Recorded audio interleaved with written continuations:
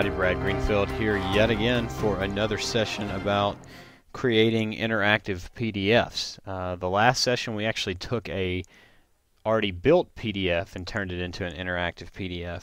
This session I want to create a blank PDF and turn it into a blank form and then turn it into a PDF. So this form could be anything you want it to be, but we're going to start off with a blank document here in Microsoft Publisher. So I'm just going to insert a nice little picture here. It could be anything you want it to be, and we'll pick the UT extension logo. Just going to put it at the top, and then I'm going to insert text box and make my font big so people can read it there. And I'm just going to write name. Now, if we wanted to keep these text boxes the same size, it really doesn't matter because you can get them to line up pretty easy. But if you want to just copy this text box instead of going up here and selecting a new text box, you can press and hold the control button. And what happens, you see that plus symbol come up when I mouse over inside of there. So I'm still holding that control button. I'm just dragging and dropping down. And that didn't work out for me. So I'm going to drag it and drop it down here. And I'll release the mouse key first to duplicate that. So I may want name and then address. And I need to expand this just a little bit. There we go. Control, click and hold.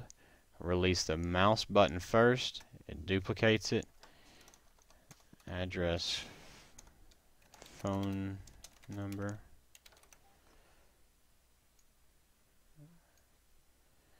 Okay, so let me line this up just a little bit better. Okay, so I'm going to go with that now. So I'm just going to save this file, save as. I'm going to put it in my PDF library just so I know where it's at.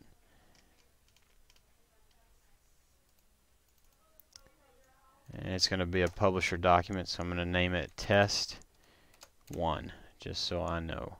Save, and then we're going to close this publisher document.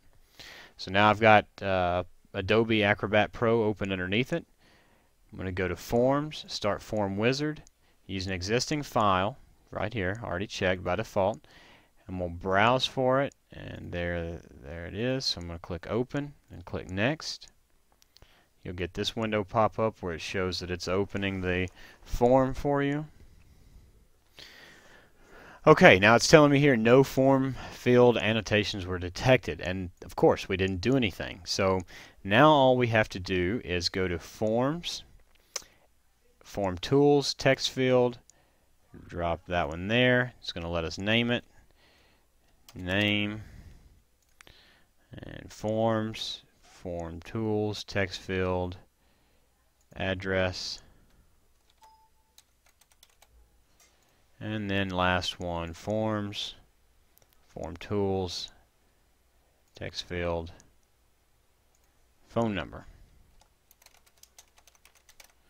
Now I could leave it just like this, but the problem is when we preview it, there's nothing to indicate that this is a box. If I was to click off this, that gray box would go away and then the user wouldn't know where we wanted to put stuff at. So what I like to do is double click inside there, go to Appearance, Border Color, select whatever border color you want. Let's go with that orange, thin, and then underline. Now you can play with this and change it however you want to do it, but that's what I'm going to leave that one as. And here I'll show you in the preview mode what the difference in that is.